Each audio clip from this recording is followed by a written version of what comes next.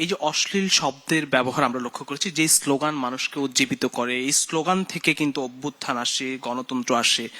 সেই স্লোগানে যখন অশ্লীল শব্দের ব্যবহার হয়, এটিকে আসলে কিভাবে ব্যাখ্যা করবেন, বা এর ইন্ধনদাতা বা এর রাজনৈতিক দায় কতটা? দেখেন, ব্যাখ্যার ব্যাপারটা হলো কি, একটা প্রশ্ন আপনি করতেই পারেন যে এই স্লোগানগুলো তারা কেন দিচ্ছে। আবুলম ভাই কয়েকটা উদাহরণ দিলেন, ওনারা কি ধরনের স্লোগান দিতেন। তো সেই ধরনের স্লোগান না দিয়ে তারা এই ধরনের স্লোগান দিচ্ছে কেন? কারণটা কি? এদের পরিবার কি এরকম অশ্লীলাচরণ করে? তা কিন্তু না।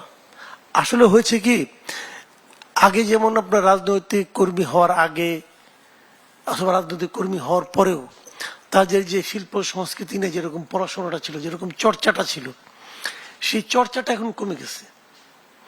চর্চাটা কমে যাওয়ার ফলে তারা কিন্তু সেই ধরনের শব্দ চয়ন তারা করতে পারছে না, যে কারণে এখন তাদের স্টক তো কম।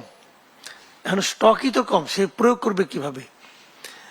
এখন আপনি দেখেন, যে কোনো জায়গায় যান, আপনি যান সাংস্কৃতিক অঙ্গনে যান, আপনি সেই ধরনের কিন্তু চর্চাটা পাবেন না। এমনকি এই আওয়ামী লীগ সরকারের পতনের পর যারা সামনে চলে এসেছে, তারা তো এই ধরনের সাংস্কৃতিক কর্মকাণ্ডকে অনেকটা নিষিদ্ধই মনে করে। গান বাজনা বাদ্যযন্ত্র এটা তো নিষিদ্ধ তাদের কাছে। তো তাহলে তারা কি করবে? এখন আরবিতে স্লোগান দেবে, আরবিতেই করবে, তা তো করতে পারবে না। এখন কি, তাদের স্টক তো নাই। এখন তারা এগুলি বলতেছে, যারা নাকি যেগুলি তারা একদম বন্ধু বান্ধবের আড্ডায় যে কথাগুলি বলতো, সেই সমস্ত শব্দ তারা এখানে কিন্তু প্রয়োগ করতেছে। এগুলো একটা ভাষাগত ব্যাপার।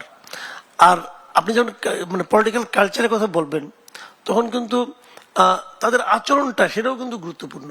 আমি আমি একটু আগে আলাপ করতেছিলাম এই অনুষ্ঠান শুরুর আগে, এই যে আমাদের এই আসনেরই তো যিনি এমপি হয়েছেন মির্জা আব্বাস সাহেব, ওনার সম্পর্কে বলতেছিলাম। তা আমি মাঝে মাঝে বলি যে কথাটা, উনি যে এরকম অসুস্থ হয়ে গেছেন, হ্যাঁ ঠিক আছে, দল ওনাকে বড় কোনো পদ দেয় নাই, মন্ত্রিত্ব দেয় নাই, এটা ওটা দুঃখের কারণ হতে পারে।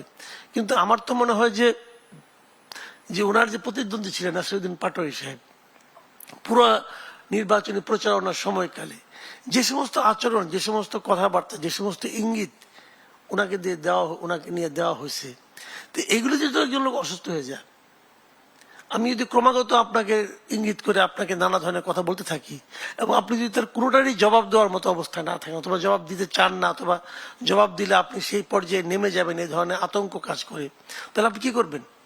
আপনি এটা এই ধারণই করতে পারবেন না। এবং এই ধারণ করতে করতে কিন্তু আপনি একসময় অসুস্থ হয়ে যাবেন। এবং আমি তো মনে করি যে ওনার অসুস্থতার পিছনে এই ধরনের বিষয়গুলো কিন্তু কাজ করে। আরেকটা জিনিস হয় কি, ওনারা অ্যাডজাস্ট করার চেষ্টা করেন যে এই কথাগুলি বলেছে, এটা আসলে আমাদের পক্ষে অ্যাডজাস্ট করা সম্ভব কিনা।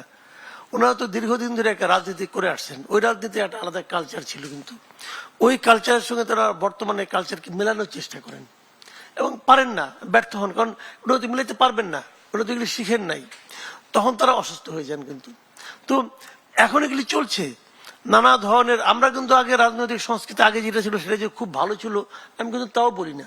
ওই রাজনৈতিক সংস্কৃতির মধ্যেও ঝামেলা ছিল, যেমন লোকজনকে ভাগিয়ে নেওয়া, লোকজনকে অর্থের লোভ দেখানো, এগুলি কি আপনার রাজনৈতিক সংস্কৃতির জন্য ক্ষতিকর ছিল না? ছিল তো।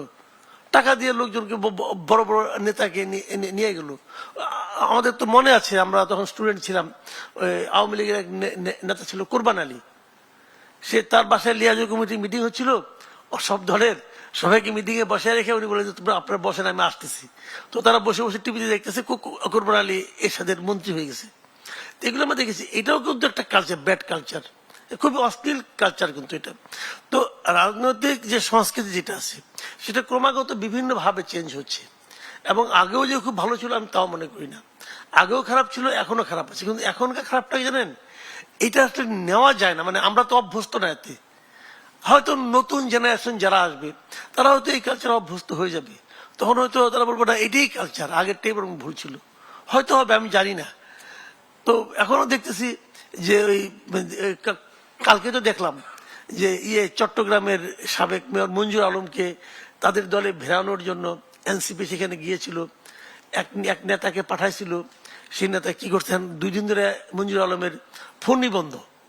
গতকালকে তাকে আমিও ফোন করছিলাম যে তাকে পাই কিনা, তো তার ফোনই বন্ধ, একদম টোটালি ফোন বন্ধ করে রাখছে সে।